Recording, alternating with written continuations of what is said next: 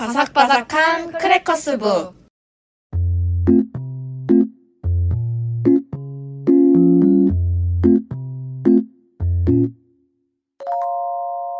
안녕하세요. 안녕하세요. 지훈 작가님 잘 지내셨나요? 네, 굉장히 바쁘게 다크서클 내려오면서 잘 지냈습니다. 많이 초췌해지신 것 같아서 제가 걱정이 많습니다. 아유, 다이어트 한다고 생각하시면 됩니다. 글지마 작가님 어떻게 지내셨어요? 저도 수업 계속하면서 웹소설 연재를 목표로 지금 열심히 돈과 체력을 저축하는 중입니다. 데드라인을 정해두긴 했는데 네네. 일단 최대한 빨리 써보려고 노력하는 중입니다. 정말 응원하고 있겠습니다. 아유, 감사합니다.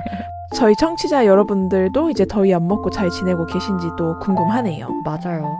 네, 그럼 이렇게 더운 날 이제 에어컨 틀어놓고 이불 속에서 보면 좋을 만한 이제 웹툰을 저희가 가져왔죠. 네, 지훈 작가님이 소개 한번 부탁드려도 될까요?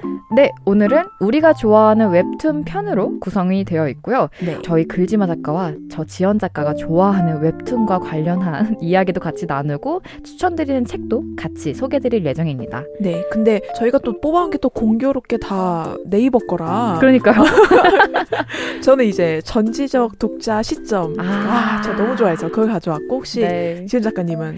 저는 하루만 네가 되고 싶어라는 작품을 갖고 왔습니다. 저 그거 쿠키 구우면서 봅니다. 근데 그 정도로 너무 몰입력도 좋고 작화도 너무 예뻐가지고 맞아요. 계속 빠져들게 돼요. 네, 막 보면서 막 스크롤 내리다가 뭐야? 멈춰있는 시간이 많죠. 맞아요. 그러면 저희 이제 웹툰 소개 먼저 해볼까요? 네, 저부터 소개를 드리겠습니다. 네이버에서 화요일에 연재가 되고 있는 3 작가님의 하루만 네가 되고 싶어를 소개하려고 하는데요. 네. 보라색의 눈동자와 그리고 보랏빛 머리의 주인공 메데이아와 또 다른 주인공인 초록 눈동자와 금발머리의 푸시케를 중심으로 펼쳐지는 궁중 서스펜스 작품입니다. 가상의 중세 국가를 배경으로 하고 있기 때문에 공작가와 왕실의 의복과 화려한 장신구가 돋보이는 작품이기도 합니다. 간단하게 줄거리를 소개하자면 공작가의 장녀 메데이아와 폴리 백작가의 외동딸 푸시케가 에페르토 제국의 황태자비 자리를 두고 경쟁을 하는데 황태자 이아로스로 인해 예정되어 있던 메데이아가 아니라 푸시케로 황태자비가 바뀌게 되는 사건이 일어나죠. 그래서 이후 신전에서 메데이아가 푸시케의 모든 것을 빼앗게 해달라라는 기도를 하고 난 후에 서로의 몸이 뒤바뀌게 되면서 서로에 대한 비밀들을 알기 시작합니다. 예를 들면 푸시케는 상처를 낫게 하는 신성이라는 능력이 있었고 메데이아는 황태자와 자신의 아버지에 대한 비밀을 정리하면서 전쟁을 준비하기 시작하죠. 네. 앞으로의 전개가 눈에 뻔히 보이는 작품이 아니라서 반전에 반전을 거듭하는 그런 이야기들 때문에 굉장히 재밌기도 하고요. 주인공들의 매력이 어마어마하기 때문에 매우 흥미진진하게 보실 수 있는 작품이기도 합니다. 저는 가장 좋았던 게 이 여자 주인공 둘의 성격이 너무도 다른 거. 맞아요. 그 둘이 바뀌면서 원래의 성격이라면 보이지 않을 표정이나 행동 같은 게 되게 재밌더라고요. 맞아요. 그쵸? 점점 닮아가는 부분도 있는데 결국엔 또 안 맞는 부분도 있게 되더라고요. 그렇죠. 너무 재밌게 잘 보고 있는 작품입니다. 그러면 혹시 이번 주제에 맞춰서 이 웹툰을 가져오신 이유가 따로 있을까요? 네, 일단 책 소개 제가 드릴 때도 얘기를 드리겠지만 그리스 로마 신화에 나오는 인물들을 또 배경으로 해두신 것 같아요. 그래서 이름도 거의 같기 때문에 전혀 다른 인물들로 또 재탄생이 되는 그런 부분들을 보면서 굉장히 재밌게 보고 있고 이아로스가 어디까지 악역일지 그런 거를 좀 기대하면서 보는 것도 굉장히 큰 기쁨 중에 하나입니다. 저는 심지어 푸시케는 들어봤으니까 알았는데 그죠. 이아로스도 이카루스랑 비슷하고 맞아요. 그런 것도 있는 것 같아요. 그렇네요. 그렇습니다. 네, 그러면 저희 글지마 작가님 좋아하는 웹툰 들어볼까요?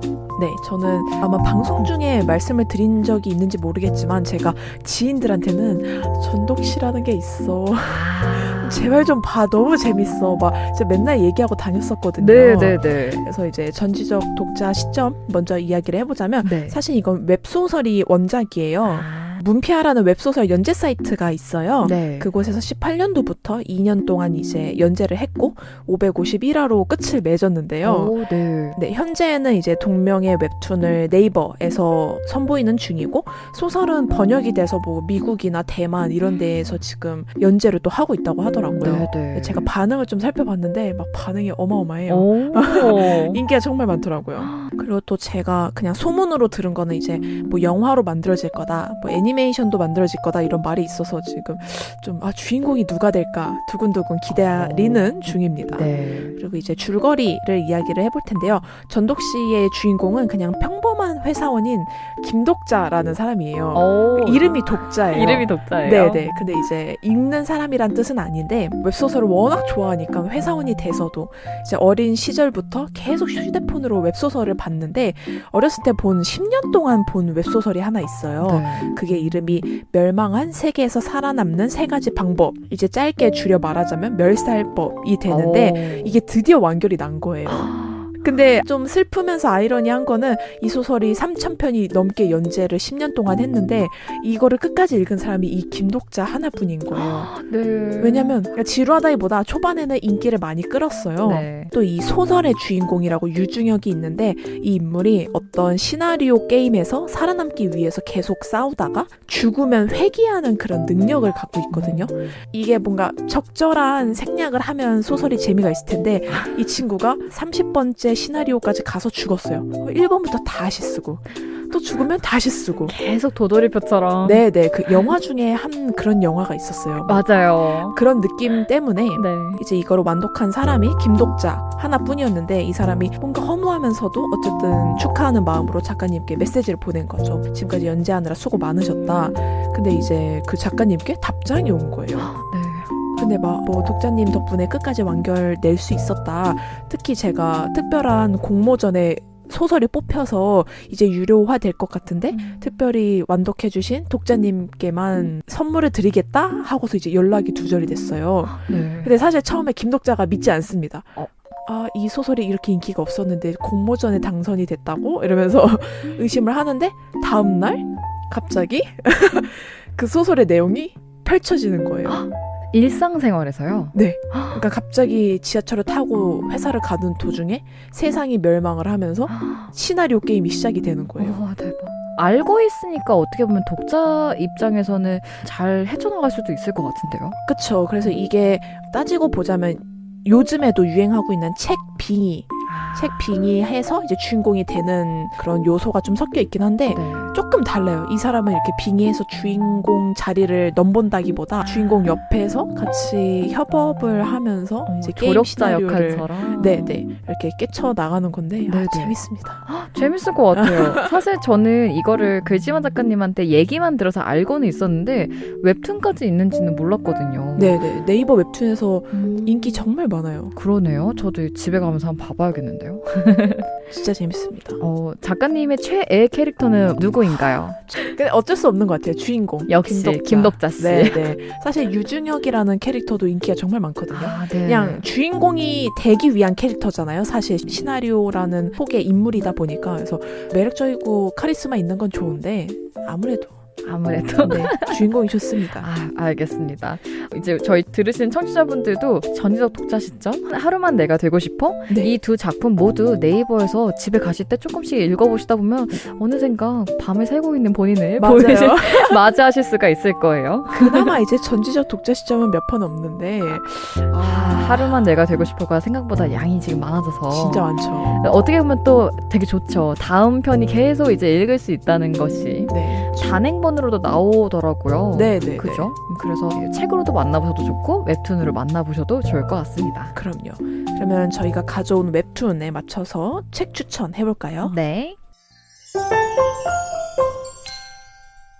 앞서서 소개해드렸던 하루만 네가 되고 싶어 웹툰 속 주인공들의 이름은 어딘가 우리한테 좀 익숙해요. 그래서 메데이아, 프시케, 이아로스 모두 그리스 로마 신화에 나오는 인물들입니다. 네네. 메데이아는 그리스 로마 신화 속에 등장하는 마법을 부릴 수 있는 사람인데요.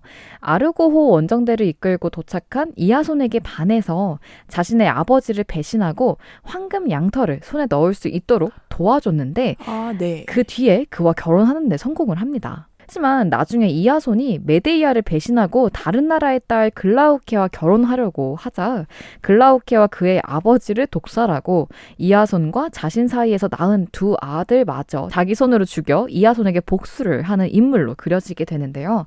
이카루스라고 해서 아까 글지원 작가님이 얘기해 주셨을 때 계속해서 신들을 향해 날개를 만들어서 하늘로 날아가다가 이제 태양열에 이제 녹아내리는 밀랍 때문에 바닷속에 빠져서 죽는 네. 인물이 이카루스잖아요. 그래서 저는 이하루스를 떠올렸을 때 이카루스를 떠올리진 않았는데 또 얘기를 들으니까 네. 또 그런 부분이 있겠구나 싶더라고요. 그래서 제가 생각했던 이하루스의 본 배경이라고 한다면은 메데이아를 배신하는 이하손이 더 가깝겠다라고 또 생각을 했었는데 어떻게 보면은 이제 하루만 내가 되고 싶어 웹툰 속에서는 푸시케가 저희가 알고 있는 에로스와의 사랑을 이제 이루기 위해서 굉장히 노력하는 인물로 많이 나오잖아요. 네네. 힘든 역정과 고난 속에서 이제 굉장한 사랑 얘기로 유명한데 그 푸시케와 메데이아와 이하로스 모두 캐릭터가 성격이 다 달라요. 맞아요. 실제로 로마 신화에 나오는 요 친구들을 배경으로 삼았지만 어떻게 보면 전혀 다른 인물들이기 때문에 같이 연계해서 보시면 더 재밌게 보이시지 않을까 싶기도 합니다. 네, 인물들이 진짜 뭔가 다채롭달까? 맞아요.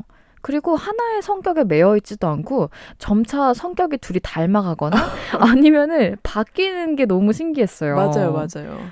이렇게 좀 작품들이랑 연관을 짓다 보니까 다양한 미술 작품들이 좀 떠오르더라고요. 그래서 제가 오늘 소개드릴 책은 시공사에서 출간을 하고 최경화 작가님이 지으신 파리, 런던, 뉴욕을 잇는 최고의 예술 여행, 스페인 미술관 산책이라는 책을 갖고 왔습니다. 네네. 표지가 굉장히 예쁘죠? 네, 스페인 미술관은 되게 생소한 것 같아요. 그죠. 아무래도 스페인 하면은 워낙에 볼거리가 많고 방문할 곳들이 많은 곳이다 보니까 스페인 했을 때 미술관을 쉽사리 떠올리기는 좀 어려우실 수도 있을 것 같은데요. 네. 스페인은 굉장히 다양한 미술관이 있고 전 세계의 다양한 이야기가 담긴 작품들이 각각의 미술관에 아주 많이 소장이 되어 있습니다. 네. 책의 처음 시작엔 유럽의 3대 미술관 중에 하나인 프로도 미술관과 소장 작품에 대한 이야기가 나오는데요. 그중 티치아노 베첼리오 작가의 황금비를 맞는 다나에 작품을 보면서 이 하루만 내가 되고 싶어라는 작품을 떠올리기도 했습니다. 왕이 딸이 있었는데 그 딸이 낳은 자식이 자신을 죽이게 될 것이다라는 신탁을 듣고 네. 딸을 굉장히 높은 성에 가둬버리는데요. 네. 그 성에 이제 지나가던 제우스가 너무나 아름다운 이 다나이라는 딸을 보고 이제 부부가 되어야겠다라고 하고 그래서 굉장히 높은 탑에 정말 조그만 창문이 있었어요. 네. 그 창문 사이로 황금비로 변신을 해서 다나에에게 들어간 다음에 그렇게 부부의 연을 맺고 페르세우스를 낳게 되는데 그래서 원반 경기에서 던진 원반을 비껴맞고 죽음을 맞이하게 됩니다. 네. 그런 식으로 해서 신탁이 이루어지게 되는데요.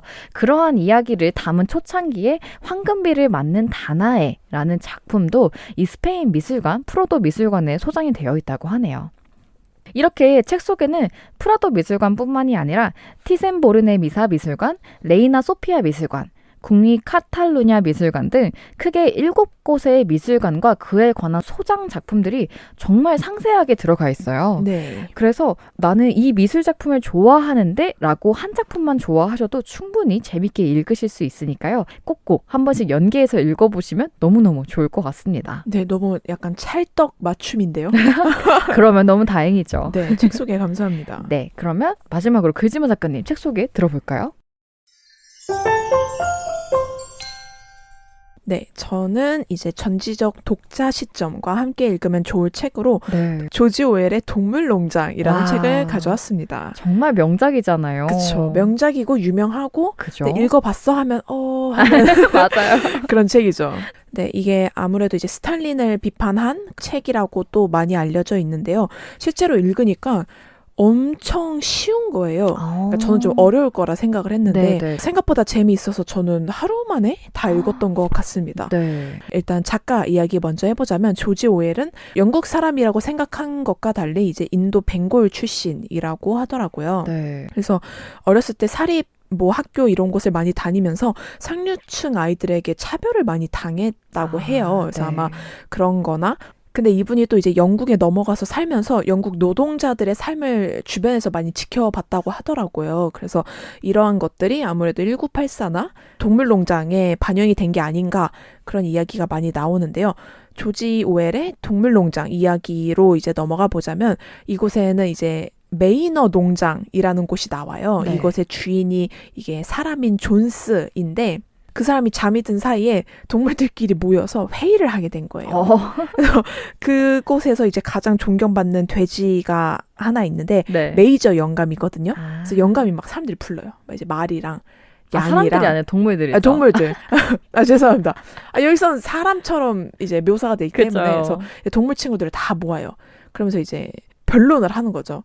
아니 우리가 이곳에서 목숨만 겨우 부지할 만큼의 먹이만 먹으면서 만든 거를 인간한테 다 뺏기면서 살 수가 있냐. 이건 옳지 않다고 본다. 그래서 혁명을 하자. 하게 됩니다. 그래서 이제 혁명이 실제로 일어나거든요. 네. 그래서 이 주인이 맨 처음에 이제 대응을 하죠. 하지만 이제 동물들의 항쟁이 너무 열렬하니까 도망을 가거든요. 그래서 이제 동물들이 이곳을 이제 동물농장이라는 이름으로 바꿔요. 그래서 우리들의 농장이다. 네. 하면서 이제 체제가 되게 잘 정립이 되고 살아가거든요. 그래서 이제 동물 중에서도 돼지가 똑똑하니까 이 동물들이 이제 언어를 가르쳐요. 그러면서 이제 우리들의 7계명, 모든 동물은 평등하다. 재산은 공평하게 나눠야 한다. 인간의 물건을 쓰지 않는다. 이렇게 7계명을 발표를 하거든요. 네.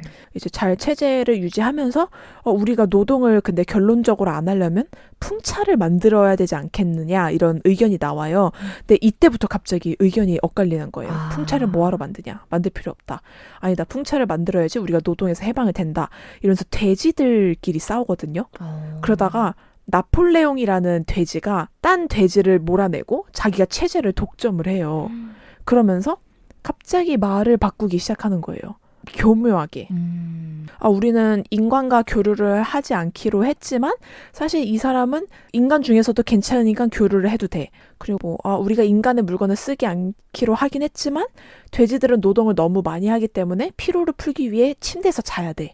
이런 식으로 교묘하게 바꾸는 거예요. 네. 근데 사람들은 어쨌든 대장님의 말이 옳다 하면서 이제 노동을 옛날보다 더 하는데도 우리가 그래도 인간을 위해서 하는 노동은 아니니까 괜찮아 이러면서 이제 체제를 계속 이어나가다가 결국에는 이제 끝에는 스포를 하진 않겠습니다. 너무 궁금해지는데요. 네, 그런 식의 뭔가 체제에 휘말리는 시민들이나 혹은 그런 상황에서 태도를 취해야 될까? 이런 생각을 많이 할 수 있어서 되게 좋았고 네네. 그래서 제가 이거를 전지적 독점 시점과 연결시킨 이유는 일단 여기에 동물들이 나온다고 해서 되게 단순할 것 같지만 돼지나 이제 복서라는 말 혹은 벤저민이라는 당나귀가 성격이 다 다르거든요. 그래서 누구는 열심히 쫓아가는 반면 누구는 근데 이래봤자 다 똑같아. 이런 약간 회의주의적인 동물들도 다 나오고 네네. 그래서 이런 동물들이 체제에서 어떻게 살아가는지가 되게 다르게 나오는데 전지적 독자 시점에서 되게 다양한 캐릭터들이 자신의 의지를 갖고 이 시나리오를 하나하나씩 클리어해 나가거든요. 그래서 그런 면에서 닮은 것 같아서 책을 가져와 봤습니다. 와, 각자 동물들의 개성도 정말 뛰어나고 이제 어떻게 보면은 동물에 빗댄 인간들의 모습을 사실은 그리고 있기 때문에 그쵸. 더 많은 생각을 할 수 있을 것 같아요. 맞습니다. 실제로 이런 상황에 놓이면 나는 어떻게 행동할까? 그쵸. 이런 것도 재밌었던 것 같습니다.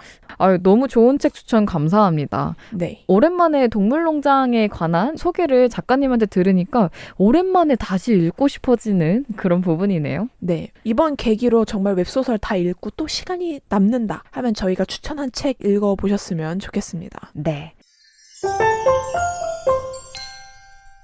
이렇게 저희가 두 편의 좋아하는 웹툰과 그리고 두 편의 추천책을 가지고 왔는데요. 네. 재밌게 들어주셨을 것 같아요. 아무래도 요즘에 웹툰 보시는 분들이 정말 많다 보니까. 맞아요. 그죠? 그래서 오늘 퇴근길에 한 번쯤 보셨으면 좋겠습니다. 네. 그리고 만약에 좋아하시는 웹툰 중에 추천해 주실 만한 웹툰 있으시면은 또 댓글창에 남겨주세요. 저희도 한 번씩 꼭 가서 보도록 하겠습니다. 맞아요. 그러면 저희 이번 주제는 이걸로 끝을 내고 다음 주에 또 새로운 주제로 찾아뵙도록 하겠습니다. 네. 감사합니다. 네, 감사합니다.